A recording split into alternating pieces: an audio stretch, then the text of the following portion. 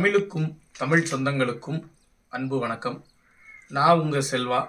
இன்னைக்கு நாம் எங்கே வந்திருக்கோம் அப்படின்னு பார்த்தீங்கன்னா, விருதுநகர் மாவட்டத்தில் இருக்கிற அழகிய நல்லூர் அப்படின்ற கிராமத்துக்கு தான் வந்திருக்கோம்.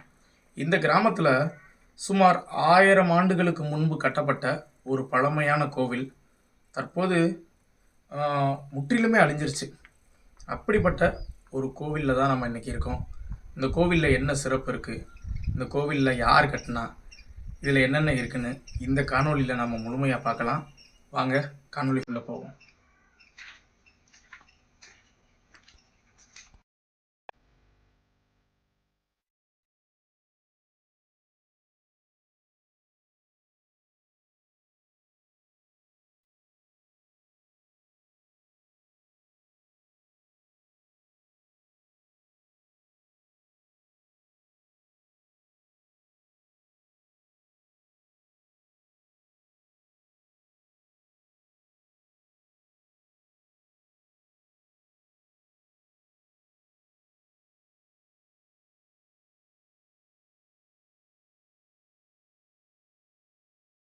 ஆயிரம் ஆண்டுகளுக்கு முன்னாடி கட்டப்பட்ட கோவில் நான் சொன்னேன்ல. இந்த கோவில் மூலவராக யார் இருந்திருப்பா அப்படின்னு பார்த்தீங்கன்னா, நிச்சயம் பெருமாள் தான் இருந்திருக்கு. அதிக வாய்ப்புகள் இருக்குது. ஏன் இது நான் பெருமாள் கோவில் அப்படின்னு சொல்கிறேன்னா, இங்கே இந்த மண்டபத்தில் இருக்கிற இந்த சிற்பங்களை வச்சே நம்ம எளிதாக சொல்லிடலாம், இது நிச்சயம் பெருமாளுக்காக கட்டப்பட்ட ஒரு கோவில். இப்போது இது பாருங்கள், இதுதான் இந்த கோவிலோட அந்த நுழைவாயில் என்ட்ரன்ஸ். இந்த என்ட்ரன்ஸ் உள்ளே போகிற மாதிரி அவங்க கட்டியிருக்காங்க. இந்த என்ட்ரன்ஸ் உள்ளே போனாலுமே பொதுவாக பார்த்தீங்கன்னா, நமக்கு கொடிமரம் எப்படி இருக்கும் அப்படின்னா, மரத்தில் வச்சுருப்பாங்க. எல்லா கோவில்லையும் நீங்கள் பார்த்துருப்பீங்க, மரத்தில் கொடிமரம் இருக்கும். ஆனால் இந்த கோவிலில் பாருங்கள், கல்லுலேயே கொடிமரம் இருக்குது. கல்லுலே செய்யப்பட்ட ஒரு கொடிமரம். கல்லுலே செஞ்சுருக்காங்க. ரொம்ப நுணுக்கமான வேலைப்பாடுகளோடு கல்லுலே செய்யப்பட்ட இந்த கொடிமரம். இந்த கொடிமரத்தோட இந்த கீழ் பகுதியில் பாருங்கள், ஆஞ்சநேயர் இருக்கார். ஆஞ்சநேயர் பாருங்கள், ஆஞ்சநேயர் வணங்கிய நிலையில் இருக்கார். அவரோட அந்த வாலில் இருக்கிற அந்த சின்ன மணி கூட இருக்குது. அவர் கீழே யாரோ ஒருத்தரை மிதிச்சுக்கிட்டு இருக்கார். அவரோட கால் இருக்கு பாருங்கள். இந்த மாதிரி ஆஞ்சநேயர் ஒருத்தரை மேலே நின்று வணங்கிய நிலைமையில் இருக்கார். இங்கே பாருங்கள், இப்படிப்பட்ட கோவிலில் இப்போ என்னென்ன நடந்துகிட்டு இருக்குன்னு நீங்களே பாருங்கள். இந்த மாதிரி இதை இப்போ ஒரு தண்ணி அடிக்கிற ஒரு பார் மாதிரி அப்படி தான் இதை பயன்படுத்திக்கிட்டு இருக்காங்க. இங்கிட்டு வாங்க, தூணுக்கு அப்படி இந்த பக்கம், தூணுக்கு இந்த பக்கம் அப்படி வந்தீங்கன்னா கருடாழ்வார். பொதுவாக பெருமாளுக்கு முன்னாடி பார்த்தீங்கன்னா கருடாழ்வார் இருப்பார். இங்கேயும் பார்த்தீங்கன்னா கருடாழ்வார் இருக்கார். கைகூப்பி வணங்கிய நிலைமையில் இந்த நிலையில் இருக்கிற பாருங்கள், ரொம்ப அழகாக செஞ்சுருக்காங்க பாருங்கள். அவரோட முகம்லாம் ரொம்ப சிதலம் அடைஞ்சிருச்சு. ஒரு அழகான ஒரு சிற்பம். அதே மாதிரி இந்த சிற்பத்தோட மற்றொரு புறம், இந்த மற்றொரு புறத்தில் பாருங்கள், பெருமாளோட அந்த சக்கரம் இருக்குது பாருங்கள், சக்கரம் இருக்குது. அதே மாதிரி பெருமாளுக்கு இன்னொரு கையில் இருக்கிற அவரோட அந்த சங்கு, இந்த சங்கு இருக்கு பாருங்கள், சங்கு. அந்த சங்கு ஒரு அழகிய அமைப்பு இருக்குது பாருங்கள். இதுதான். அப்போது இது வழியவே நம்ம இதை எளிதாக சொல்லலாம். இது பெருமாளுக்காக கட்டப்பட்ட ஒரு கோவில். ஒரு காலத்தில் இதில் ஒரு நல்ல சிறப்பான பூஜைகள் நடந்திருக்கலாம், எல்லாமே நடந்திருக்கும். இப்போ ஆனால் அதோட நிலைமையை உங்களுக்கு காமிச்சேன்ல, ஒரு தண்ணி அடிக்கிறதுக்காக பயன்படுத்தக்கூடிய இடமா தான் இது இருக்குது. இப்படிப்பட்ட இந்த பழமையான கோவிலை யார் கட்டியிருக்காங்க அப்படின்னு பார்த்தா, பாண்டிய மன்னர்கள் கட்டியிருக்காங்க. பாண்டிய மன்னர்கள் கட்டியிருக்காங்க. அதுக்கு என்ன ஆதாரம் அப்படின்னு நீங்கள் கேட்கலாம். அதுக்கு இந்த கோவிலில் ஆதாரம் இருக்குது. அது என்னன்னா, அவங்களோட சின்னம், இந்த மீன் சின்னம். இங்கே பாருங்களேன், இங்கே ஒரு சின்னம், அது பக்கத்தில் இன்னொரு மீன் சின்னம். இதே மாதிரியே இப்போ இந்த கோவிலில் நிறைய இடங்களில், இந்த கோவிலில் பார்த்தீங்கன்னா நிறைய இடங்களில் அவங்களோட சின்னத்தை அவங்க செதுக்கி வச்சுருக்காங்க. அப்படியே இங்கே கூட இருக்கு பாருங்க, மீன் சின்னம் இருக்கு. இங்கே ஒரு மீனோட கண், இங்கே ஒரு மீன் இருக்குது பார்த்தீங்களா. இது ஒன்று. இந்த மாதிரி வந்து நிறைய இடங்கள்ல இருக்குது. இந்த இதில் கூட இருக்குது, எல்லாத்துலேயுமே இருக்குது. அவங்க தங்களோட சின்னத்தை எல்லா இடங்கள்லையுமே செதுக்கி வச்சுருக்காங்க. இப்படிப்பட்ட ஒரு ரொம்ப ரம்மியமான ஒரு ஒரு கோவில் வந்து இப்போ ரொம்ப பார்க்குறதுக்கே கஷ்டமாக இருக்குது. அந்த நிலைமையில தான் இருக்குது. இந்த தூண்கள்லாம் பாருங்களேன், எவ்வளோ அழகாக இருக்கு பாருங்கள். இந்த தூணில் இருக்கிற தூண்கள் எல்லாத்தையும் பாருங்கள், எவ்வளோ ஒரு அழகாக காட்சி அளிக்குது பாருங்கள்.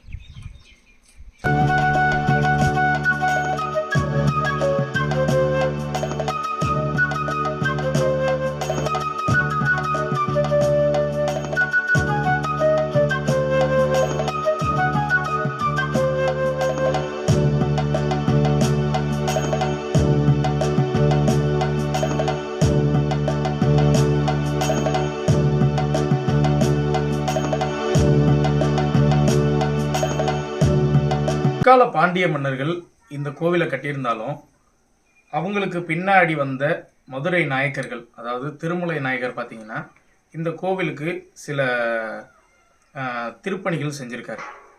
அதற்கு உதாரணமாக அவரோட சிற்பம் இந்த இந்த இந்த மூலவர் உள்ள சன்னதிக்கு முன்னாடி 2 புறத்திலும் பார்த்தீங்கன்னா அவரோட சிற்பம் இருக்குது.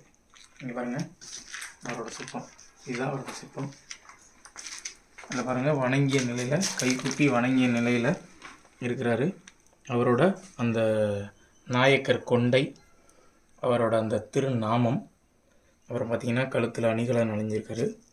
அதே மாதிரி பார்த்திங்கன்னா கீழே பார்த்திங்கன்னா ஒரு உடை வாழ் ஒன்று வச்சுருக்கிறாரு. அவரோட இடுப்பில் மாட்டியிருக்காரு. அவர் காலில் மெட்டி கூட போட்டிருக்காரு பாருங்க, தெரியுதா உங்களுக்கு? ஒரு காலில் மெட்டி அணிஞ்சிருக்கிறாரு. இதே மாதிரி இந்த சிலையோட மற்றொரு பக்கம், இந்த பக்கம் பார்த்திங்கன்னா அவங்களோட மனைவி அதே மாதிரியே கைகுப்பி வணங்குறாங்க, வணங்கி வரவேற்கிறாங்க. அவரோட குழந்தை, அதாவது ஒரு குடும்பமாக இந்த கோவிலுக்குள்ளே வர்றவங்களை வரவேற்கிற விதமாக இந்த சிற்பத்தை வந்து இங்கே வந்து இந்த தூணில் வந்து செதுக்கி வச்சுருக்காங்க. இதே மாதிரி அந்த பக்கம் இருக்கிறோம், இதுலேயும் பாருங்கள் அவரோட அந்த திருநாமம், அதே மாதிரியான அந்த கொண்டை அமைப்பு எல்லாமே இருக்குது. இதுலேயும் பார்த்தீங்கன்னா இந்த புறம் பாருங்கள், இந்த பக்கம் வந்து இதில் பார்த்தீங்கன்னா அவரோட குழந்தை, இதே மாதிரி அவங்களோட ஒரு மனைவி, இந்த பக்கம் பார்த்தீங்கன்னா இன்னொரு மனைவி, அவங்களோட குழந்தை. இப்படி குடும்பமாக அவங்க வரவேற்கிற மாதிரி எல்லாருமே, ஏன்னா இந்த பாதை வழியே தான் உள்ளே வருவாங்க. அப்படி வரும்போது எல்லாரையும் அப்படியே வணங்கி வரவேற்கிற மாதிரியான ஒரு அமைப்பு தான் இந்த சிற்பம். இது பார்த்தீங்கன்னா இதுதான் அந்த மூலவர் இருந்த அறை. இப்போ அந்த மூலவர் இருக்கிற அறைக்குள்ளே போகலாம். இப்போ பார்த்தீங்கன்னா நான் ஆக்சுவலாக செருப்பு போட்டு தான் இந்த இடத்துல நிற்கிறேன். கோவிலுக்குள்ளே செருப்பு போடக்கூடாது, இங்கே செருப்பு போட்டு தான் நிற்கிறேன். ஏன்னா இந்த குடிகாரர்கள் பார்த்தீங்கன்னா எல்லாம் அந்த பாட்டிலை உடச்சி ஃபுல்லாமே போட்டு வச்சுருக்காங்க. ஃபுல்லாமே பீங்கானாக தான் இருக்குது, இந்த இடம் ஃபுல்லாமே பீங்காக தான் இருக்குது. இது வந்து இதுதான் மூலவர் இருக்கக்கூடிய அந்த அறையாக இருந்திருக்கணும். இதுதான், ஏன்னா இந்த மூலவர் இருக்கிற அறை தான் இது. இதில் பார்த்தீங்கன்னா அந்த வெளிப்புறத்துல புடைப்பு சிற்பமாக என்ன இருக்குது அப்படின்னா, இந்த பக்கத்துல இருந்து பார்க்கலாம், முருகன் அவரோட வாகனமான இந்த மயில் வாகனத்தின் மீது அமர்ந்திருக்காரு. அடுத்து ஒரு பெண்மணி இருக்காங்க, அவங்க கையில் அந்த சாமரம், அந்த விசிறின்னு சொல்லக்கூடிய அந்த சாமரத்தை வீசுகிறாங்க. அதுக்கடுத்து பார்த்தீங்கன்னா ஒரு யானை, அதான் அந்த கஜலட்சுமி. எப்பயுமே வந்து ஒரு மூலவர் அறைக்கு அந்த ஒரு என்ட்ரன்ஸில் பார்த்தீங்கன்னா இந்த மாதிரி கஜலட்சுமியோட சிற்பம் இருக்கும். கஜலட்சுமி அமர்ந்த நிலையில் இருக்காங்க. அதே மாதிரி அவங்களுக்கு இந்த பக்கமும் ஒரு யானை, இந்த பக்கமும் அதே மாதிரி ஒரு பெண் வந்து சாமரம் வீசுகிறாங்க. இங்கே பார்த்தீங்கன்னா அந்த பக்கம் முருகன், இந்த பக்கம் பார்த்தீங்கன்னா விநாயகர் தன்னுடைய வாகனமான அந்த மூஞ்சி எலி, அந்த எலியோட வாகனத்தில் அமர்ந்த நிலையில் இருக்கார். இப்படி ஒரு இந்த மூலவர் அந்த சன்னதிக்கு முன்னாடி போகிற வழியில் ரொம்ப ஒரு அழகான ஒரு சிற்பம் வந்து இருந்திருக்கு.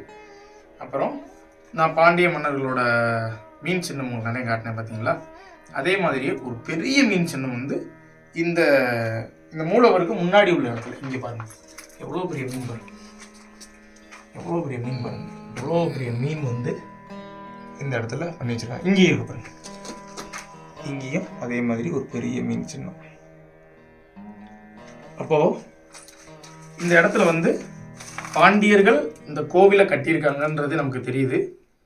பிற்காலத்தில் நாயக்கர்கள் இங்கே வந்து இந்த கோவிலுக்கு நிறைய திருப்பணிகள் செஞ்சுருக்காங்க அப்படின்றது நமக்கு தெளிவாக தெரியுது. இதுதான் அந்த மூலவர் இருந்த அறை. வாங்க அதுக்குள்ள காட்டுறேன், எப்படி இருக்கு காட்டுறேன் பாருங்க.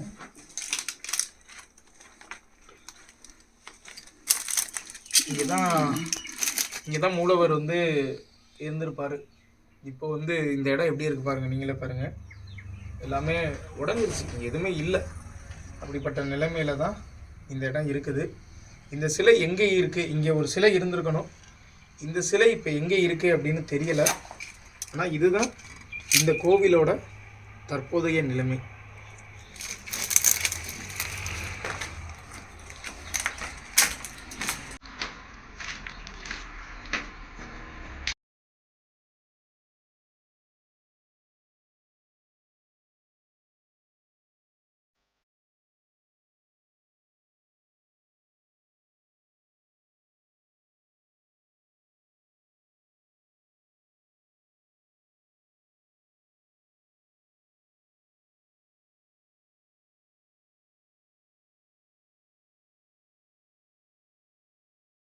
இப்படிப்பட்ட சுமார் ஒரு 1000 ஆண்டுகள் பழமையான கோவிலோட தற்போதைய நிலைமை இதுதான்.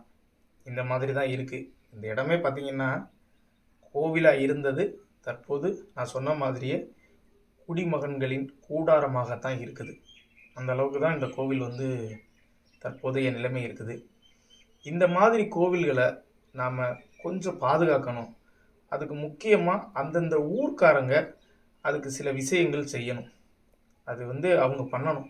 இப்படி பண்ணி நம்ம செஞ்சால் தான் இந்த மாதிரி கோவில்களை நம்ம அடுத்த தலைமுறைக்கு எடுத்துகிட்டு போக முடியும். நம்மளோட வரலாறை அவங்கக்கிட்ட காட்ட முடியும். இல்லைன்னா காட்ட முடியாது, இது அழிஞ்சு போயிடும். அதனால் தயவு செஞ்சு இந்த மாதிரி கோவில்களை நம்ம எல்லாருமே சேர்ந்து பாதுகாப்போம். இது மாதிரி கோவில்களை மீட்டெடுத்து அடுத்த தலைமுறைக்கு நாம் கொடுப்போம். அடுத்து வேறு ஒரு காணொளியில் நான் உங்களை சந்திக்கிறேன். நன்றி, வணக்கம்.